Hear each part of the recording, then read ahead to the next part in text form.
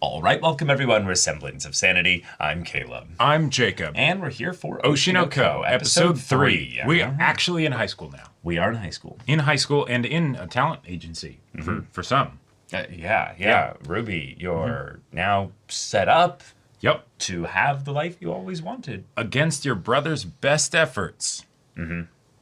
Yeah. Yeah.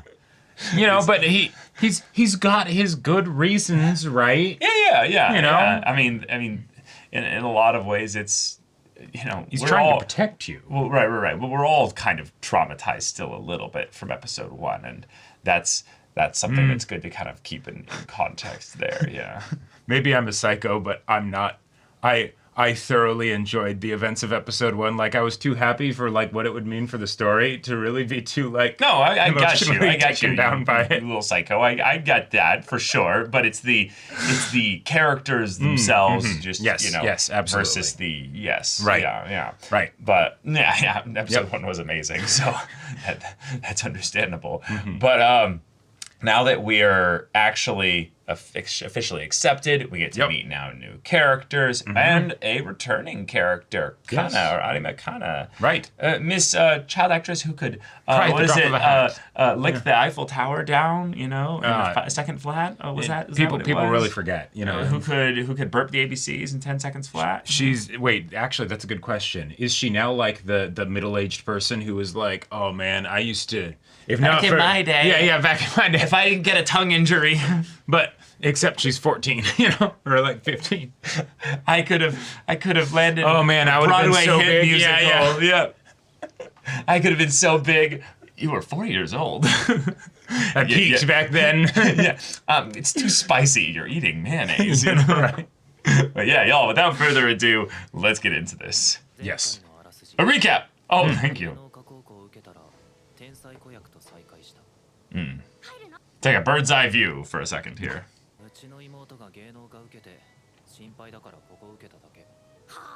Huh? Yes, he does.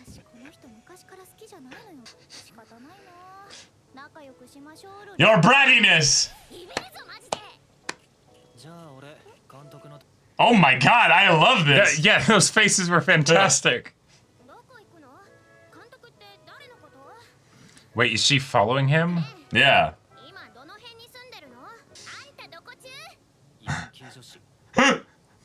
What middle school you from? Damn, you have a lot of free time. No.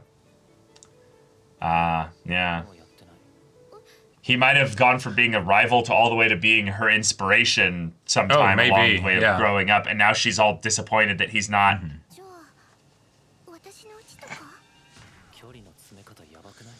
Yeah, just a tad.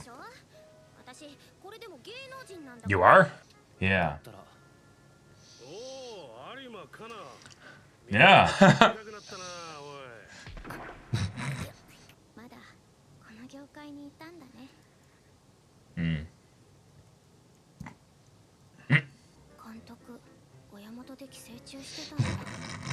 Wow. Yep. Your brattiness definitely applies here.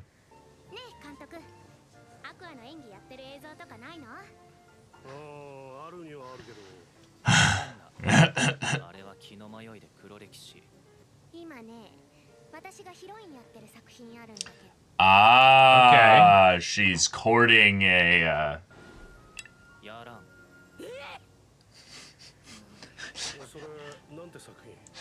She probably hasn't been told no this many times in one day in a long time. That's right. My man's like, they're making a live action adaptation of Right. of that masterpiece. Oh.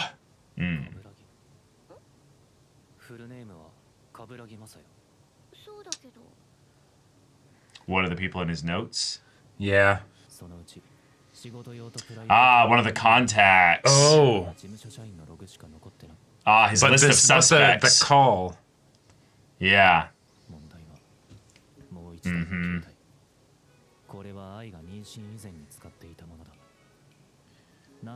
Gotcha. Fuck.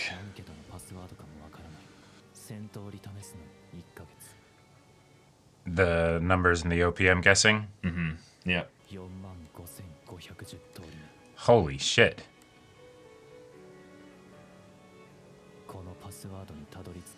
Well, if you've got the time. Oh, that purple void in his eye. Jesus.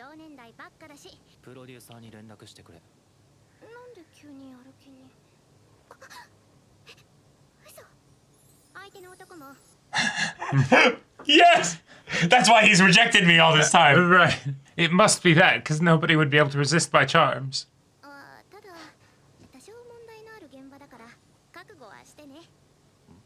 Problematic how?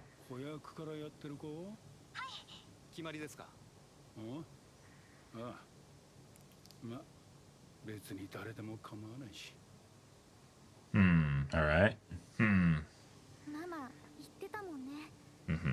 私は将来アイドルで、アクアは将来役者さんかなって。愛と生前交流のあったプロデューサーと接触し、毛根の一つでも回収できればそれでいい。少女漫画原作ね。お、知ってる。今日はOne star! あれ面白かった。メインの役者も新人が多いし、規模としては少し小さめの作品ね。アクアの出番は。Nice. He'll do that perfectly. Oh, this is awful. We'll find out why it's a masterpiece. Oh. Yeah. Oh, and she almost invited somebody back to her place. Yeah. The voice!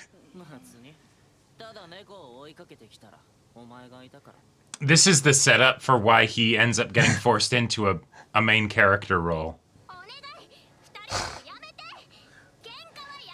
That is a meme format right now. That is a meme format. Oh. Oh my God. Tales old as time. Oh God. Oh God. What kind of Horimiya, like? Doesn't matter if the directing is, you know.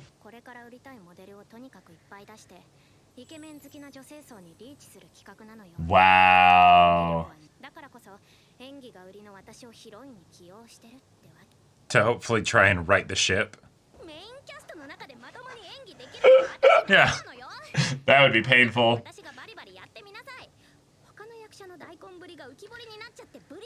That is a good point. It would probably make it worse. Hemstravaganza. Ooh, yeah, true.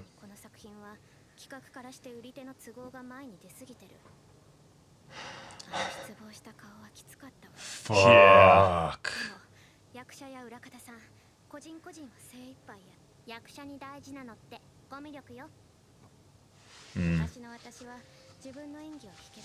Sure.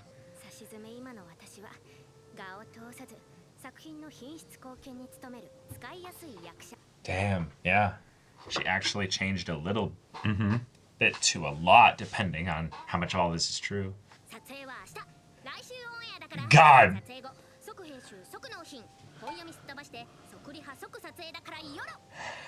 Oh my God. Yeah. Ah, okay, that's why.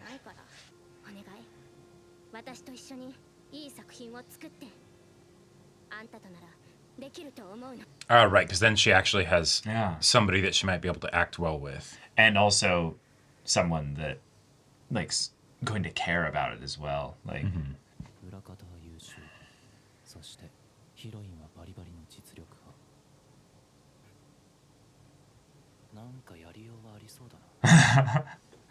and then he's gonna get directed away from his technique. Watch it. Yeah. Wow.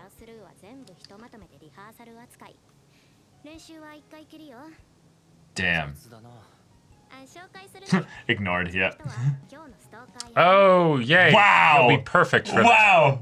They're already, like, making it, like, on the nose. And nobody actually knows that they're Ai's kids, so they wouldn't think anything of him, him playing a stalker. Or even just anything about him at all, really. Right. He's just a kid. If anything, they know that he's connected with the agency. Yeah, exactly. Right. Yeah. Doink!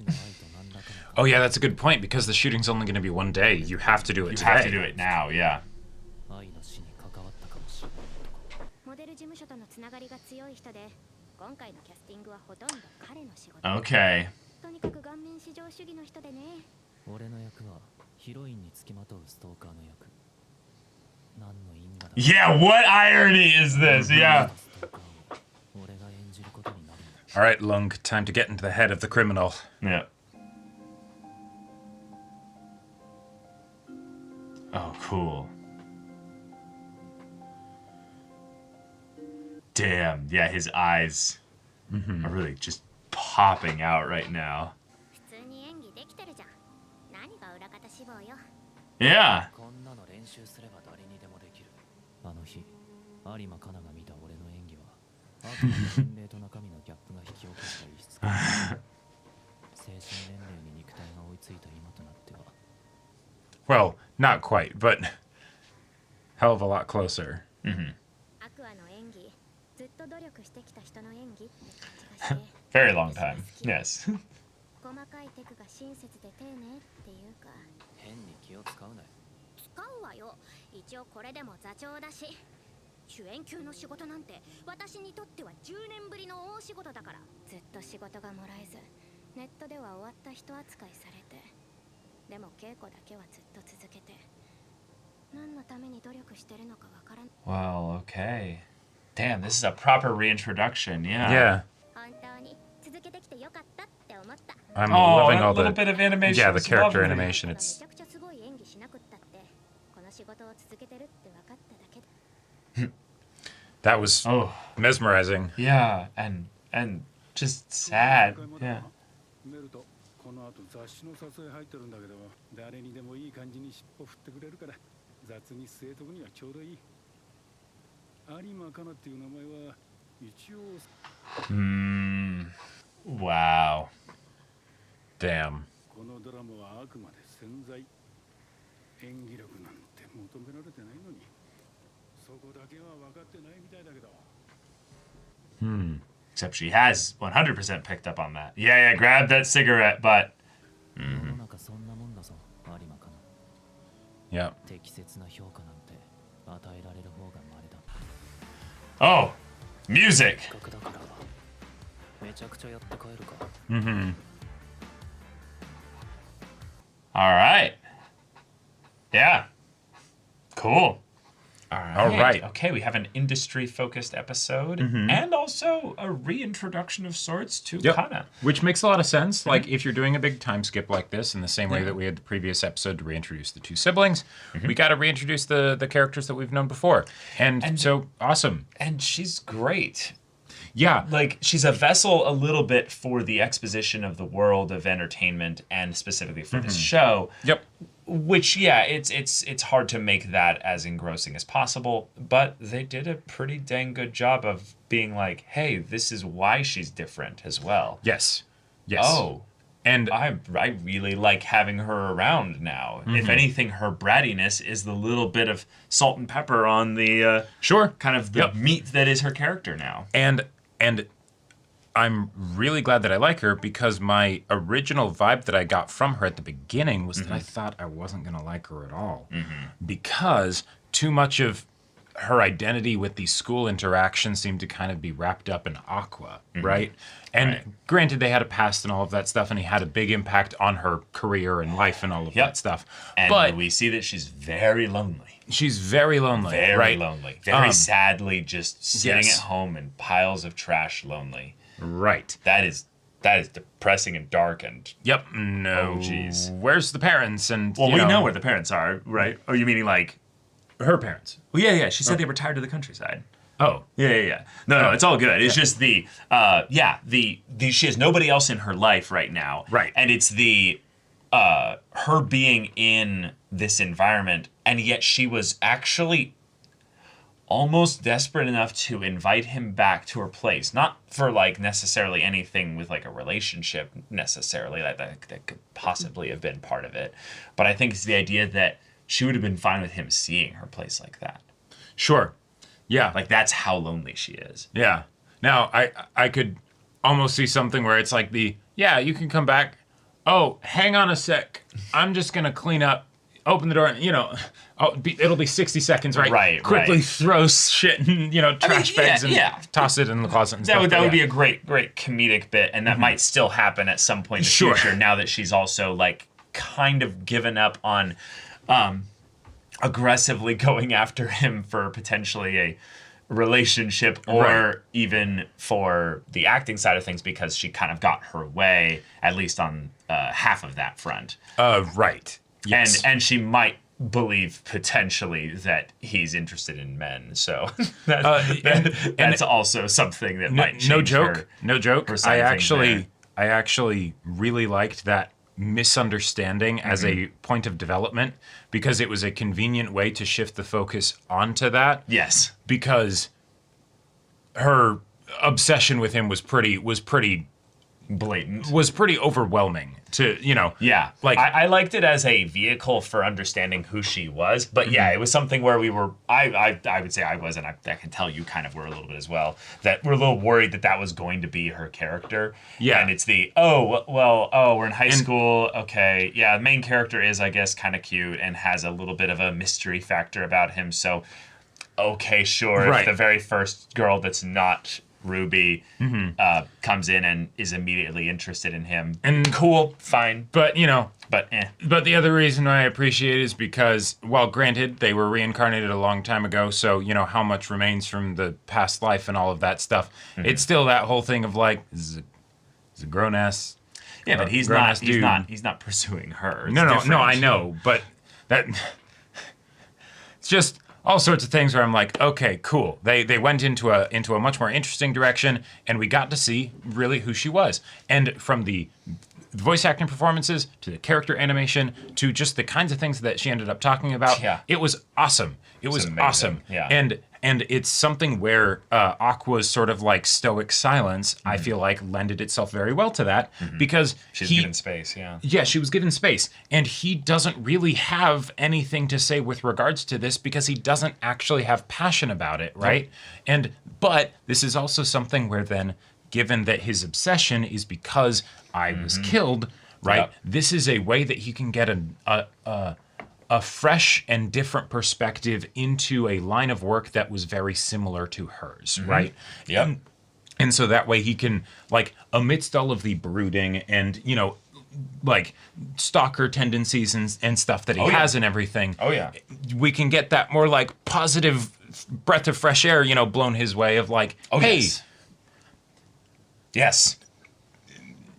Maybe hopefully lighten up and stuff. Yes, could still get your revenge, but like, we're not there yet. The thing that's really special about this is that while she is breathing a fresh kind of perspective into him through these interactions and stuff, I think the part that just something I'm so excited for is the idea that she's going to be a point of contact for him into the industry, and that's how he's probably going to use her. But she is desperate for friendships at the very least, not just because there's the idea that she's probably not looked at super fondly in the school, given the way that she kind of leapt onto him in that regard. Meaning that she's probably working on her reputation, but it's something where she's working through getting over her past and stuff. He's also in some ways working through on getting over his past in a very different kind of way. So the fact that they will grow together, even if there's no romantic connection in the immediate sense. And even if they're growing in very different directions. Even if they're growing in very different directions. Right, like, there's so many good types of conflict with that. Yep. To where, unironically, Ruby could be a very interesting problem in that regard. Oh, yes. And I'm a big fan of where that could go. Yep. Like, So, because good potential. Because the relationship between Ruby and Aqua has gotten a lot more cold and distant, right? Her being reintroduced is she can kind of be that, like, not that she would actually be an anchor for Aqua, right? But she could be the person that basically would be trying to, you know, be an anchor for him, maybe. Not that that would be her, like, job or role or anything I feel like like that. I feel like an anchor is like a better word for it. Not quite the right word. Right. I think a better word for it basically is that she would kind of help kind of smooth things. Basically, Sure. She would be like a very like helpful kind of sanding process where she'll help kind of smooth out his edges. Okay, But, this feels like a very weird other kind of like connection to make, almost a Jiminy Cricket. Yeah, No? I feel like that's a bit much right now. That's too specific. No, it's too specific. Yeah. I think I get what you're kind of going at, but no, I think about that's more of where we see kind of the potential of things going rather than where she is right now. Totally. That's one where she's actually brought into the whole thing there. But these are reasons why I'm excited that she's in the story, not just because I was made to care about her as a character on her own individually and whatever her plights are, right? Which are, you know, things that I'd sympathize with, right? But also because it's like, okay, I'm starting to see a role that she plays in the grander narrative, right? It's not just a break side plot where we go and do other stuff. But it's relevant tonight. I like that. Yeah. So Kaburagi, first suspect. This guy is a generic looking ass faced producer. He could be in a crowd and I wouldn't even blink about him. He doesn't stand out in the slightest bit. If anything, he's blonde in Japan, which is, you know, maybe a little bit of a standout kind of thing. But the idea that he's been given so much exposition, the show is giving us a very good level of, hey, you know, we don't know what the DNA test is going to bring back, but as this is the first real suspect he's got right now, they're treating him with every level of like seriousness in the way that the exposition is handled and the way that Aqua kind of investigates him. This might literally be the guy, but it also could just be, hey, this is what every single person of a, you know, certain level in the industry is going to kind of look and feel like after a certain point. And I love the idea that if we start a theme specifically around the idea of the bleaker, darker nature of the industry as a whole, that it's a not lot of good. people could look like potential. A lot of like, them, yeah, and it could be murder it could accomplices, or just the idea that it's the. Oh, it's not that there's some giant conspiracy web or something like that. No, but it's the idea of everything starts to look like a shadow. Everything starts to make him jump a little bit. Which is where his obsessiveness with this can get skewed out of proportion. Yeah, exactly, right. Because while I don't necessarily think it's the most likely option, there was that whole idea that we threw out, I think, in the previous episode, where it's the what if it actually wasn't that the father was connected, right? You know, like what if it was just happenstance? You know, it was literally just happenstance. And then suddenly you're the stalker, right? You know, like that. You know, that'd be a potentially fun way to take things. Yeah. But I could also see it being something, and I want to throw this out there, that no, he's not the father, it would seem, and that would then make sense on a lot of different levels, but also meta, because you don't want to have him find the father immediately. Okay. But he pulled the cigarettes out of the thing. How did he necessarily know that those were the cigarettes that the dude used? He just grabbed the ones that had the most recent like heat to them. Or Yeah, something. exactly. Right. That looked like they were the most likely. You could get a situation where he is actually the father, but the test shows up negative because he grabbed the wrong cigarettes. Well, that's why he grabbed a lot 3. of Yeah, them. exactly. Right. But that was something that just stood out to me as like, they could be seeding a twist, right? Yeah, but that's kind of arbitrary, really. It's just they showed the shot of here's the cigarettes, and we show him grabbing one that didn't seem like it was the one that was primarily in focus. But then after that, we saw 3, so it's he grabbed all those ones that were shown to be kind of in focus. So it's something where if the story decides to, I don't see that as a twist. I think that's just he failed to get the DNA. Gotcha. Yeah, cool. Like Okay. he obviously doesn't think that he has a 100% certainty that grabbing a cigarette butt is going to get him, you know, a conclusive amount of DNA necessarily either. Like I could see this also Oh, being a sure. thing Where it's like, oh, it's too contaminated because it fell in with everything else, and then there's, I don't know, shit and stuff. other shit in there. Yeah. Yeah, exactly. But we'll see. Yeah, very, very exposition heavy episode, talking a lot about the industry as a whole. Yes. I definitely do find that to be almost a little bit interesting in a meta way because we're anime fans, so who watch manga adaptations. So the idea that they're like, hey, manga adaptations can be good in the production sense without being good story adaptations. Right. So anime fans, maybe don't jump down our throats, here. We're trying our best, but sometimes bigwig execs come in and say, we're going to push these 3 hot boys here. Deal with it. Right. And then the... Okay. Yeah, sure. Fair. The original creator is just sitting there, just dead inside. Yeah. That broke me of like the feeling of like if I had created something and it's your baby and and then you see that it gets reviewed only 11 times total on Crunchyroll, and it's the 1 star out of 5. Barely anybody's watching it either because the fans of the original manga are probably like, no, fuck that, we're boycotting this shit. If anything, it would probably mostly at that point be getting watched by people that are like, wait, is it really that bad? I mean, but yeah. Yeah, the sad... The computer close was... That was great for comedy, but then, that's probably what other people were doing. Right. And in some ways, thankfully, this is not animated. This is a live action thing, so people expect it in a lot of ways just to be kind of shit anyway. Yeah, yeah. Because, I mean, even Japan doesn't have a good track record for doing live action adaptations of a lot of their stuff. It's hard to translate things from a drawn medium to a non-drawn medium. Although I will say, if you're doing a like school, drama, slice of life type thing, that's probably one of the best ways. That is probably one of the best ones. But why haven't we gotten a live action monster adaptation? It's because right there. Guillermo del Toro can't, Well, I think.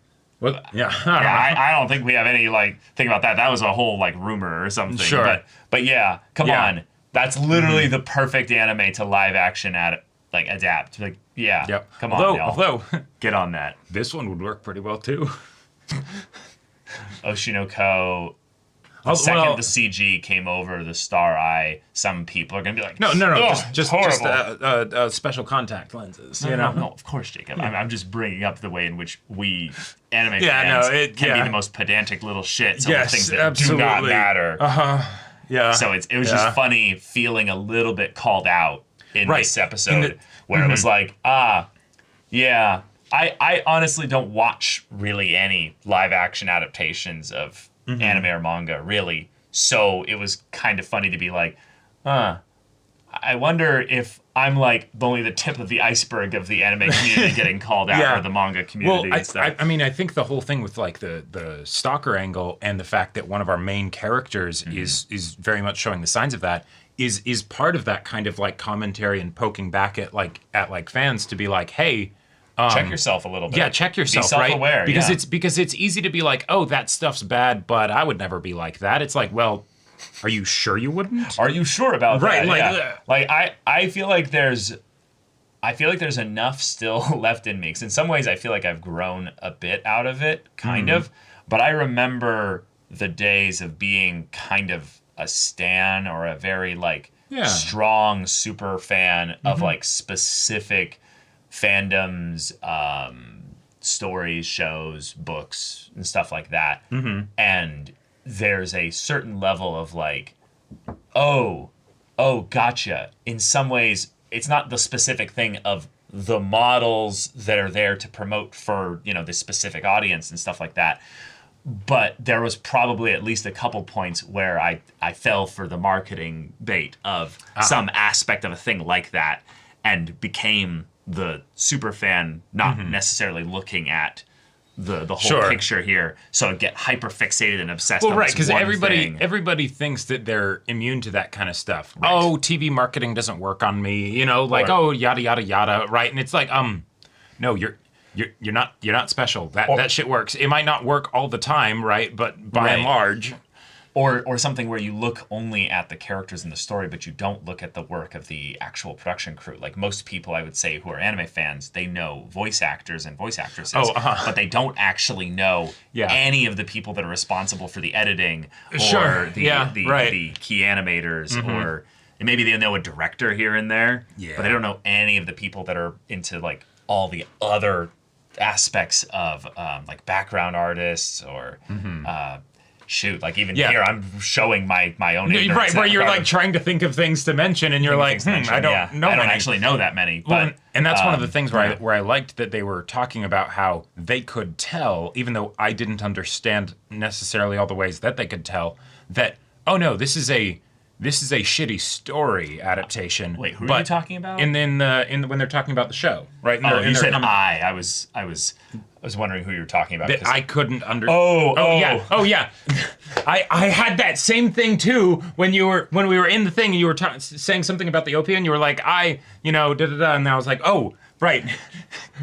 Talking about himself, not I the character. Yeah. That's gonna be a whole ass thing. Yeah. I was so confused. We need to keep a counter.